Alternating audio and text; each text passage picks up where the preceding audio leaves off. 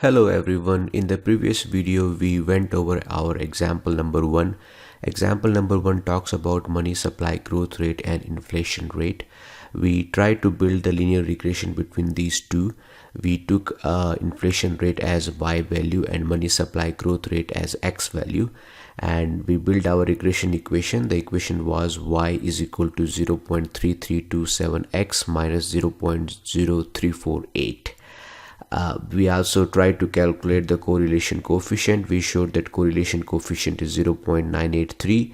We used some formulas to calculate it, our correlation coefficient, the slope of this line as well as the intercept, and those formulas are shown in the background of this chart. So if I just move this chart, you can see the formulas to calculate R, correlation coefficient, B is your slope coefficient, and A is the intercept coefficient.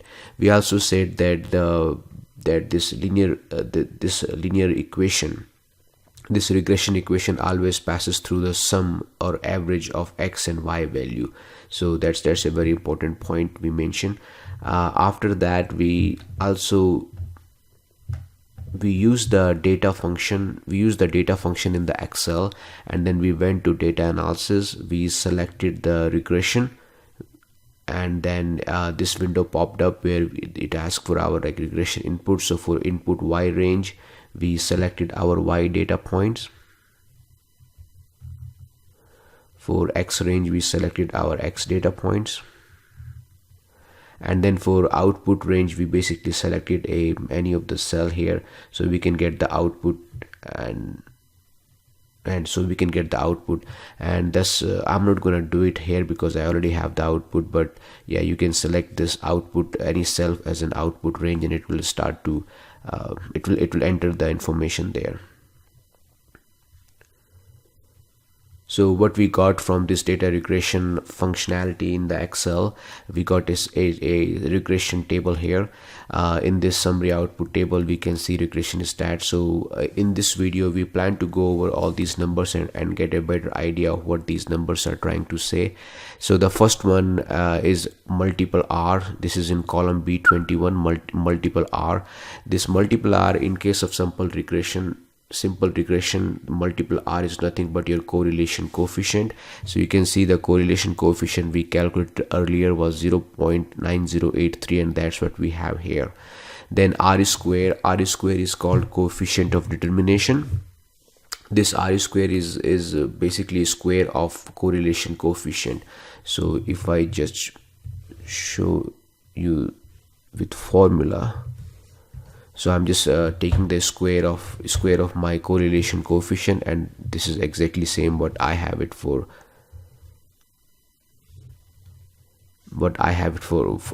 from my regression table here. Then I have the adjusted R square. So adjusted R square is a useful term when we are doing multiple regression, not so useful in case of simple regression.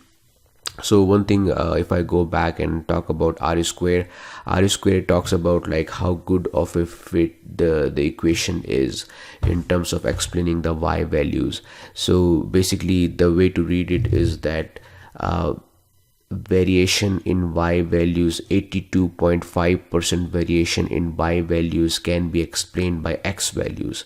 So that's how we should read this. Then we have the adjusted R square, and we have the formula for adjusted R square.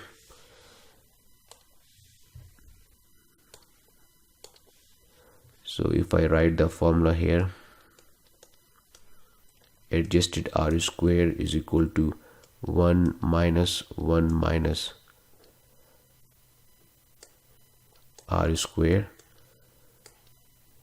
then n minus 1 divided by n minus k minus 1.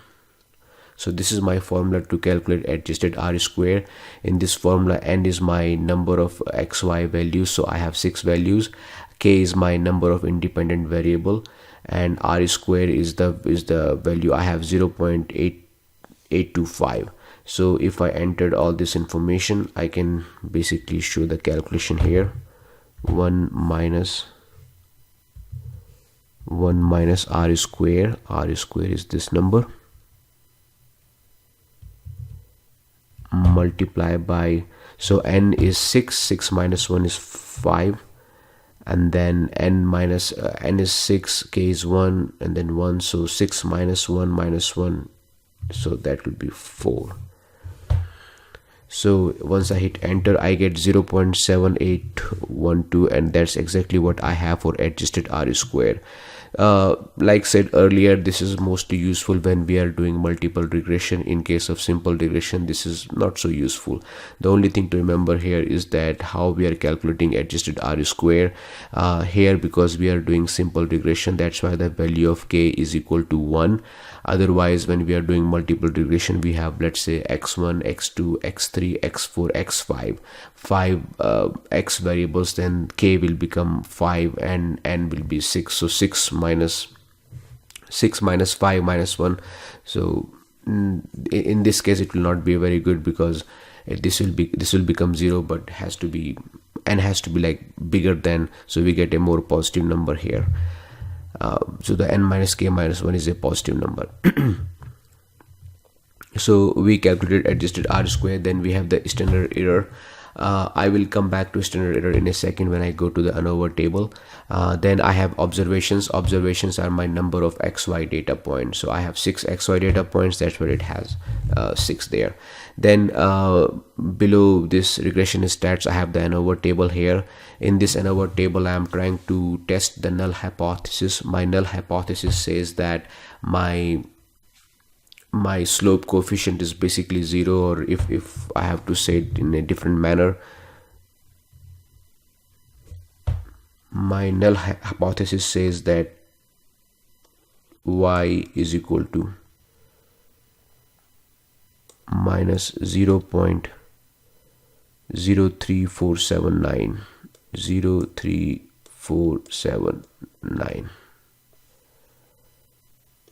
plus my slope coefficient multiplied by x. So my null hypothesis says that my slope coefficient, the value of my slope coefficient is equal to 0. That's my null hypothesis. My alternate hypothesis is that slope coefficient is not equal to 0, and that is what I am trying to calculate using ANOVA table. In this ANOVA table, I have regression and then residual and total. Degree of freedom, for regression, my degree of freedom is 1. So the reason I have it 1, because I have one independent variable. Then I have total of 5. That the degree of freedom for total is 5, and the reason I have 5, because I have 6 data points. 6 minus 1 is equal to 5. That's why I have 5 for 5 as a degree of freedom for total. Then for residual, I have 5, which is coming from cell B31, minus 1, which is coming from cell B29, and I'm getting 4 here. So degree of freedom for residual is 4. One thing would like to mention, that residual is also called error. So when we talk about error, what exactly does error mean? So I'm coming back to our chart here. So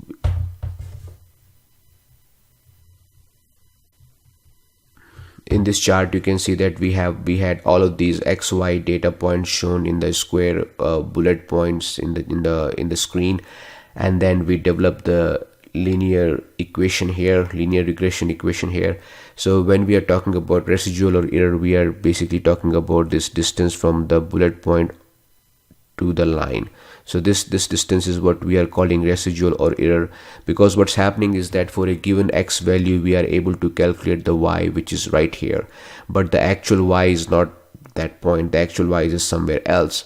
So the delta between the actual y and the calculated y is our error, and this is what we are also calling residual. So what we are trying to do here is that getting the error for this point and this point and this point. So all of these 6 points, we are getting the error, and then we are getting the error, and then we are squaring the errors so that we don't have any negative numbers in the square of the errors, and then we are adding those numbers up.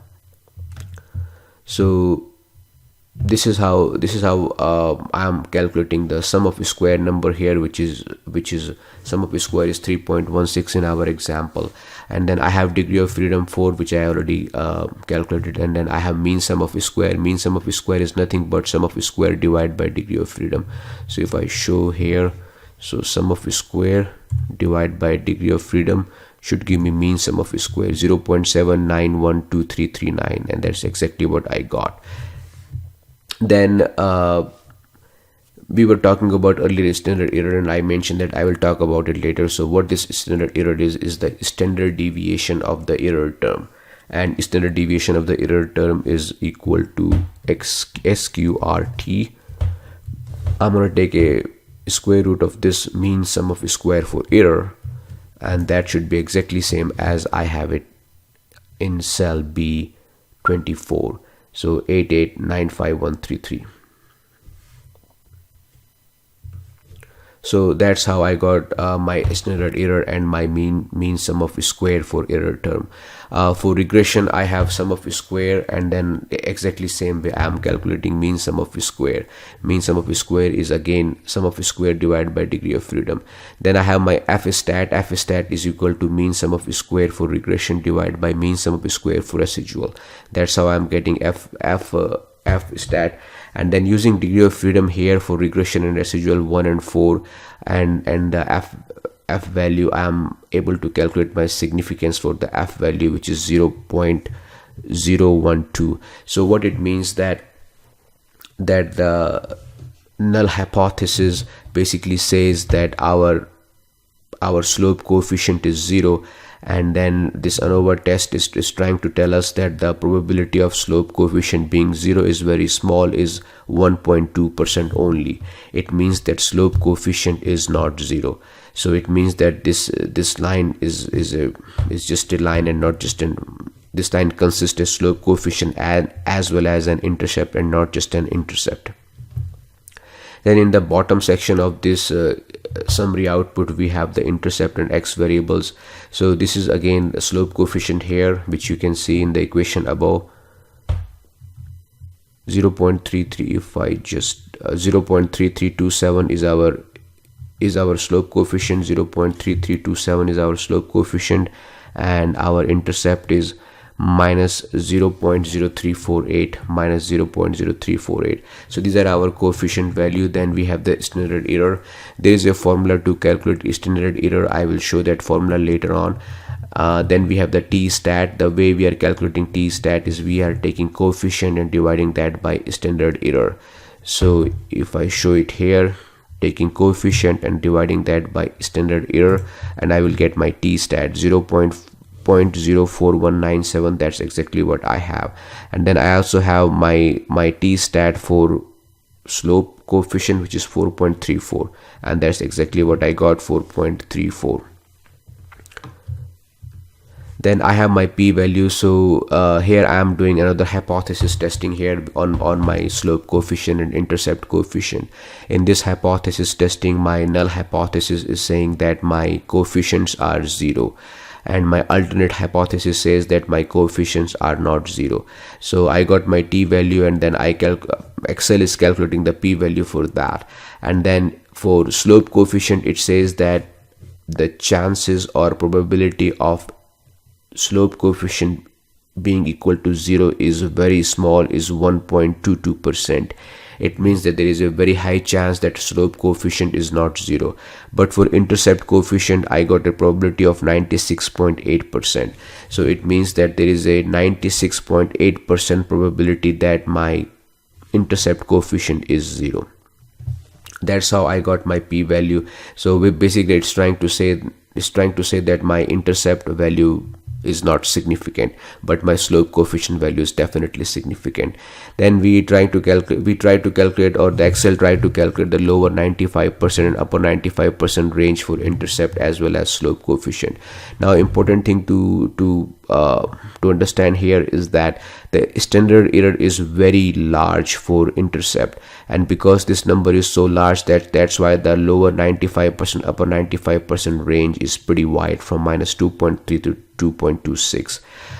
Standard error is fairly small for slope coefficient. That's why the range is pretty small for slope coefficient.